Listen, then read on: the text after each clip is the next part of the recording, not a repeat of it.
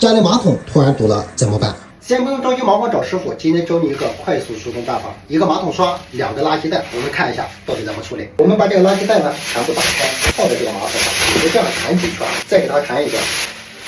看一下这个马桶，明显是堵了，下水有问题。重点步骤来了，就是用这个怼着堵的马桶，你就这样反复的冲个10几20下，然后冲完之后，它基本上就下水了。